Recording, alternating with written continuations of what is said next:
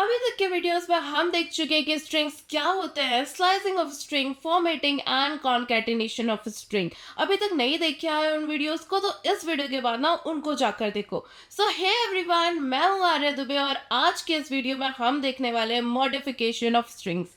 जैसे कि मैंने पहले भी बताया था कि पाइथन में बहुत सारे बिल्ट इन मेथड्स होते हैं, तो आज उन्हीं मेथड्स की हेल्प से हम सीखने वाले हैं कि स्ट्रिंग्स का मॉडिफिकेशन पाइथन में कैसे करते हैं। So let's quickly begin this video.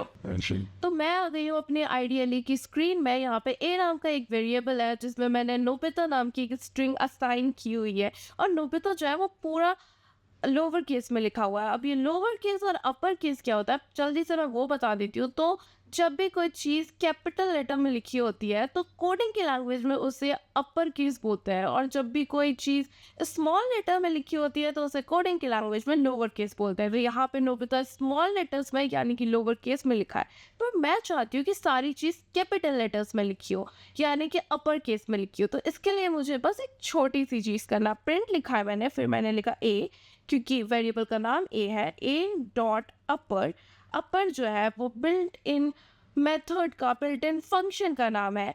तो यहाँ पे मैंने ए डॉट अपर लिखा है, उसके बाद स्मॉल ब्रैकेट्स लगाया है। ये क्यों लगाया है? क्योंकि फंक्शन को हम इसी तरीके से कॉल करते हैं।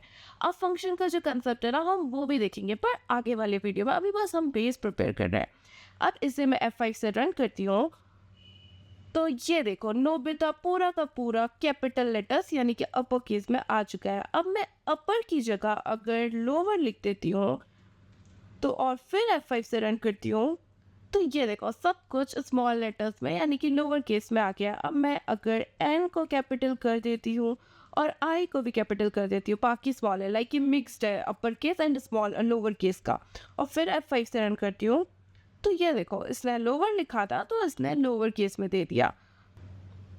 तो बस इतना ही था अपर और लोअर मेथड का यूज़। अब मेरे पास एक नई स्ट्रिंग है डोरेमोन नाम की, और आप यहाँ पे देख सकते हो कि आगे बहुत सारा वाइट स्पेस है और पीछे भी बहुत सारा वाइट स्पेस है।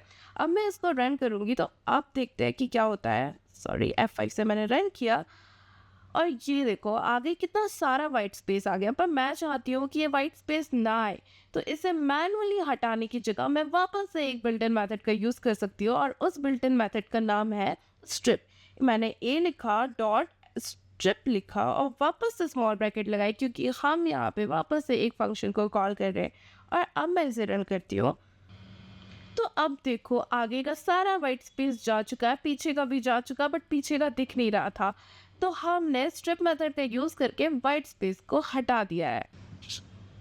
तो अब मैं चाहती हूँ कि डोरेमोन में जितने भी ओ है वो चेंज होकर ए बन जाए।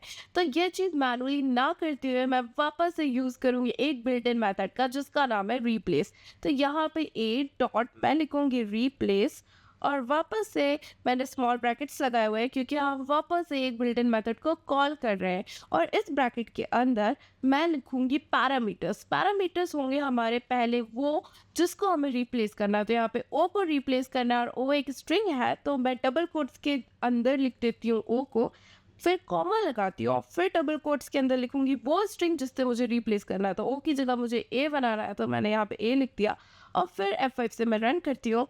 तो यहाँ पे देखो डोरेमोन के जितने भी होते हैं वो चेंज होकर ए बन चुके हैं। यहाँ मैंने यूज़ किया है बिल्ट इन मेथड रिप्लेस का।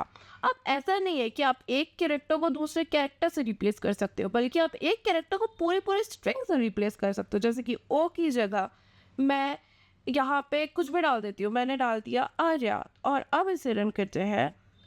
तो ये देखो जहाँ जहाँ ओ था वहाँ सब जगह पे आर्या लिखा हुआ आ गया।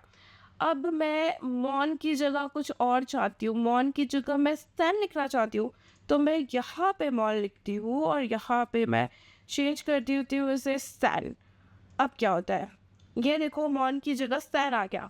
तो बस स्ट्रिंग का जो भी पार्ट यहाँ पे मैच हो रहा है ये उस पार्ट को रिप्लेस कर देगा कॉमा के बाद वाले पार्ट से। और ये चीज़ ना केस सेंसिटिव है, लाइक मैं ये वाले ओ को अगर मैं कैपिटल लिख देती हूँ और यहाँ पे मैं लिखती हूँ स्मॉल वाला ओ, और अब रन करते हैं, यानी कि ये जो स्मॉल वाला ओ है उसकी जगह पे इसे स्टैंड चाहिए।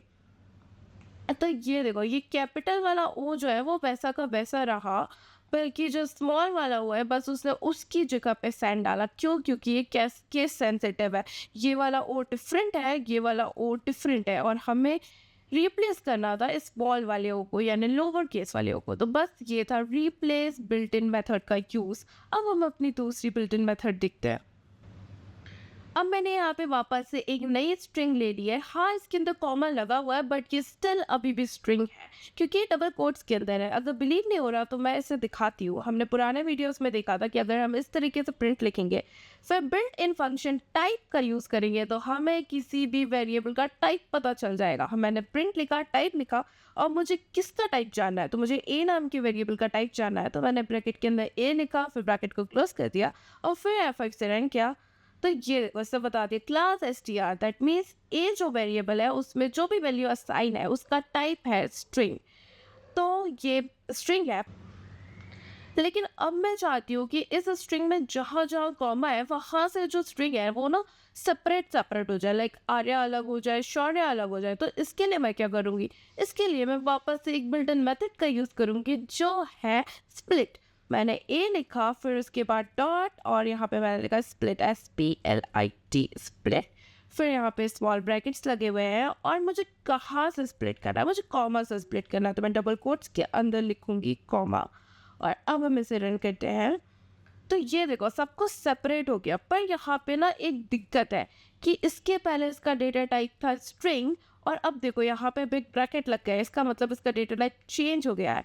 तो उसके लिए हम इसका डेटा टाइप देख लेते हैं कि क्या हुआ है। यहाँ पे मैं लिख दूंगी टाइप और फिर यहाँ पे ये ब्रैकेट हो गया क्लोज। अब हम रन करेंगे तो ये देखो इसने बता दिया इसका डेटा टाइप कन्वर्ट होकर हो गया है लिस्ट। तो ये थे हमारे आज के 5 बिल्ट इन मेथड्स जिसका यूज़ हम कर रहे थे स्ट्रिंग को मॉडिफाई करने के लिए। वो 5 मेथड थे अपर, लोअर, स्ट्रिप, रिप्लेस और स्प्लिट। मॉडिफिकेशन ऑफ स्ट्रिंग के बाद अब हम देखेंगे एस्केप कैरेक्टर। तो एस्केप कैरेक्टर बहुत ज़्यादा इंपॉर्टेंट हो जाते हैं स्पेशली उस टाइम पे जब हमें स्ट्रिंग को एक स्पेसिफिक फॉर्मेट में लिखना होता है। डबल कोट्स के अंदर कुछ चीज़ें होती हैं जो हम नॉर्मली नहीं लिख सकते हैं। तो कैसे उनको लिखना है डबल कोट्स या सिंगल कोट्स के अंदर, इसके लिए हम यूज़ करते हैं एस्केप कैरेक्टर। फॉर एग्जाम्पल मेरे पास प्रिंट के अंदर एक स्ट्रिंग है टुडे इज संडे। अब मैं चाहती हूँ कि संडे जो है वो डबल कोट्स के अंदर आए। तो यहाँ पे अगर मैं नॉर्मली डबल कोट्स लगाती हूँ तो ये मुझे एक एरर दे देगा। मैंने F5 से रन किया तो मुझे एरर दे दिया in text perhaps you forgot a comma। Okay, तो अब इसके लिए हम क्या करेंगे, एस्केप कैरेक्टर का यूज़ करेंगे। एस्केप कैरेक्टर कुछ बहुत ही अलग चीज़ नहीं, बस एक बैकवर्ड स्लैश है। यहाँ मैंने एक बैक स्लैश लगाया, यहाँ पे भी मैंने एक बैक स्लैश लगाया और अब हम इसे रन करते हैं।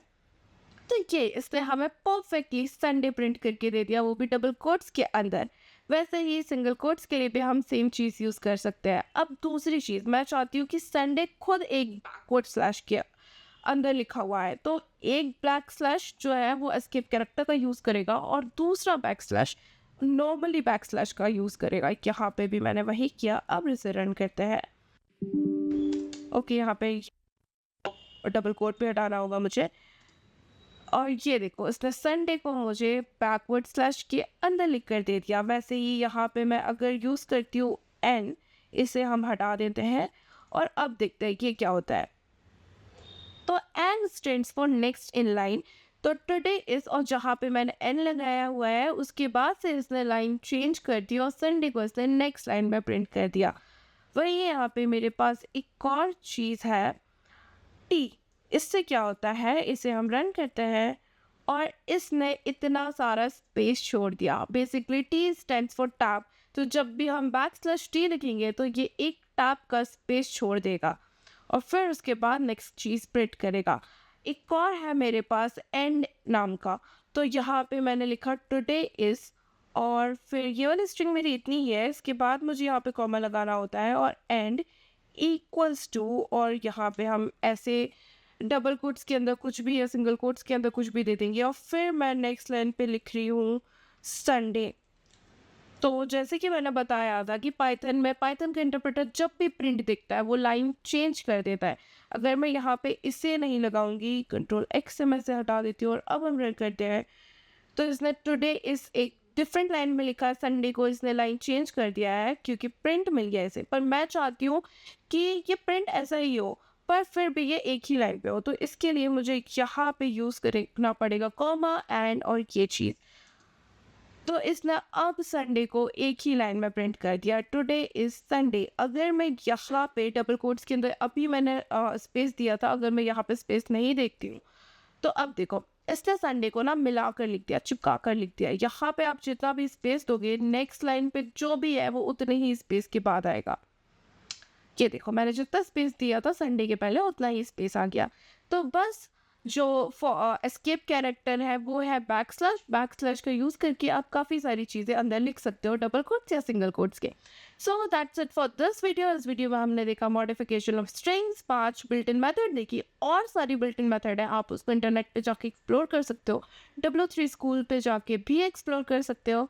और हमने उसके बाद देखा एस्केप कैरेक्टर, और यहाँ पर ही ये लास्ट वीडियो थी स्ट्रिंग की। अब हम अगला टॉपिक शुरू करेंगे अपने नेक्स्ट वीडियो में जो कि होगा लिस्ट। और लिस्ट भी ना बहुत ज़्यादा इंपॉर्टेंट टॉपिक है, स्पेशली जब प्लेसमेंट में जो कोडिंग क्वेश्चन आते हैं उनकी बात करते हैं तो लिस्ट बहुत ज़्यादा इंपॉर्टेंट टॉपिक हो जाता है। So that's it for this video, see you in next one, bye bye.